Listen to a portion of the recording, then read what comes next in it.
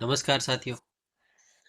सतोगुण प्रधान व सृष्टि के पालनकर्ता विष्णु जी के मुख्य अवतार 10 हैं, जो इस प्रकार हैं: कूर्म, वराह, मत्स्य, वामन, नरसिंह, परशुराम, राम, गौतम बुद्ध, कृष्ण व कल्कि।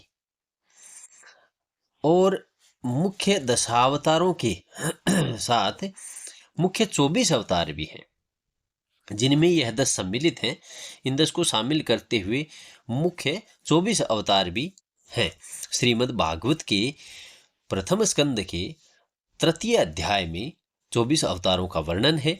वह इस प्रकार है, जो क्रमशः है, जिनमें प्रथम है सनकादि मुनि, सनक, सनंदन, सनातन व सनत कुमार। यह ब्रह्मा जी की मानस संतान है, जो प्रथम अयोनिज संतानें हैं। और मानस का मतलब वह मन से उत्पन्न है। द्वितीय वराह अवतार या शुकर अवतार, यह हिरण्याक्ष का वध करने के लिए हुए थे। तृतीय नारद मुनि। नारद मुनि को हम सभी जानते हैं कि वह हाथ में वीणा लिए हुए रहते हैं, और वह भी ब्रह्मा जी के मानस पुत्र हैं। चौथे नर नारायण, यह ब्रह्मा जी के पौत्र हैं एवं ब्रह्मा जी के मानस पुत्र धर्म व रुचि के 2 जुड़वा संतानें हुई, जो कि नर और नारायण के नाम से विख्यात हुई। और इनका जन्म मुख्यतया तपस्या करने के लिए हुआ। 5वें अवतार हैं कपिल मुनि।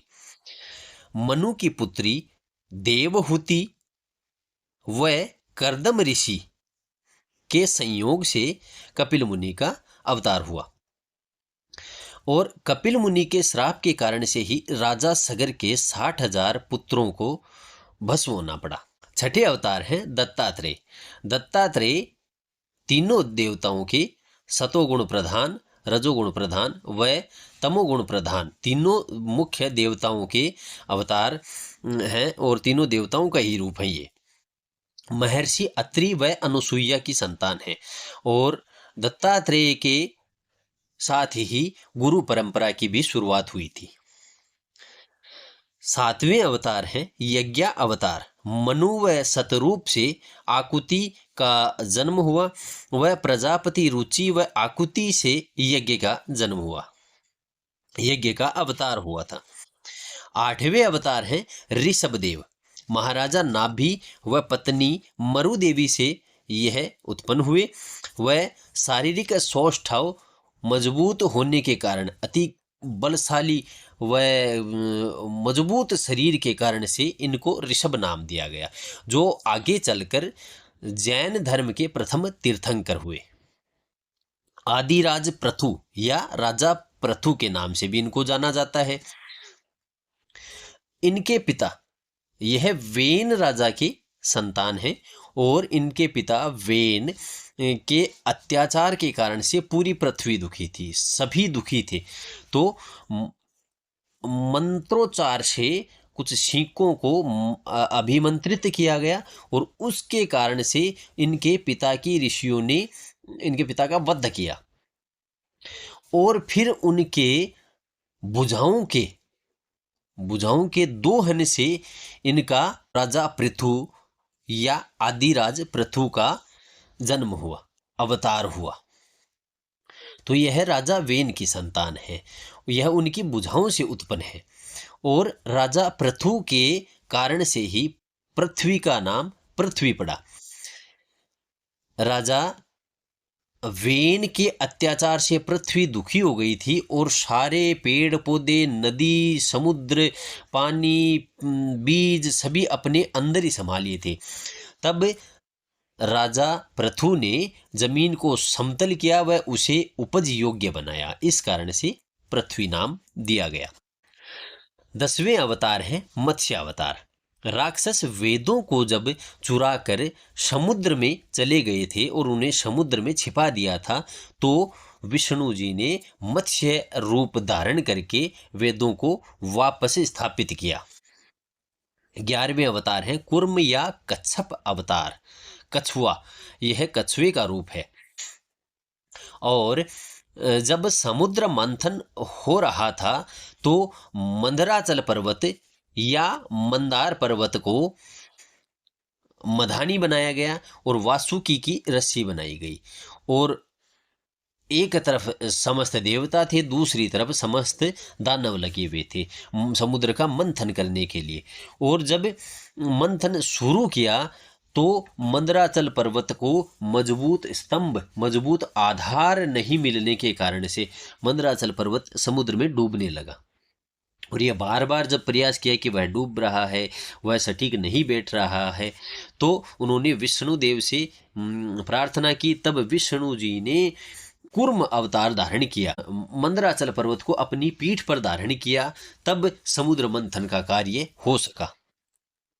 12वें अवतार हैं धनवंतरी। समुद्र मंथन के समय और हाथ में अमृत कलश लिए हुए यह समुद्र मंथन के दौरान समुद्र से प्रकट हुए थे।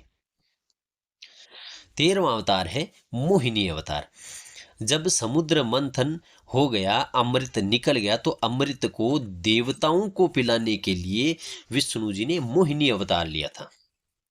14वां अवतार है नरसिंह अवतार।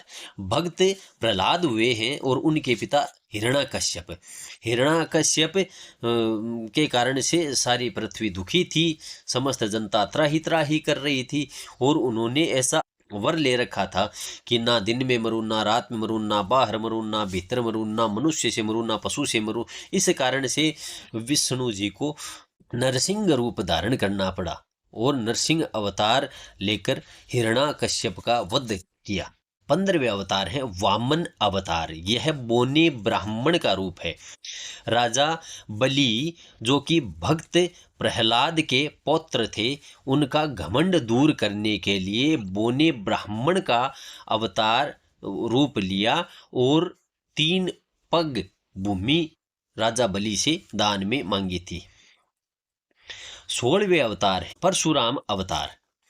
क्षत्रियों के विध्वंस से पूरी पृथ्वी त्राही त्राही कर रही थी, तब परशुराम ने अवतार लिया और पृथ्वी को बचाया। 17वें अवतार है कृष्ण द्वैपायन वेदव्यास। महर्षि पाराशर व सत्यवती की संतान है यह काले रंग के होने के कारण से इनको कृष्ण द्वैपायन कहा गया, और वेदों का विस्तार या वेदों को भागों में बांटने के कारण से इनको वेदव्यास कहा गया।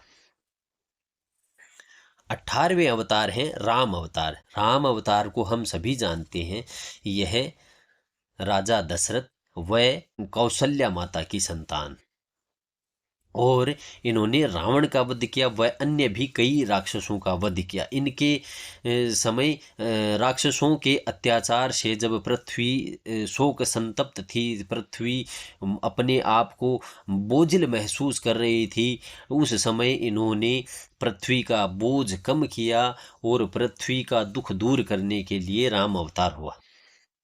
19वें अवतार हैं बलराम अवतार। यह कृष्ण के बड़े भाई के रूप में पैदा हुए और यह विष्णु के शेष अवतार, जो कि शेष अवतार के अवतार हैं, और शेष अवतार जो है वो विष्णु के अंश अवतार के रूप में माने जाते हैं।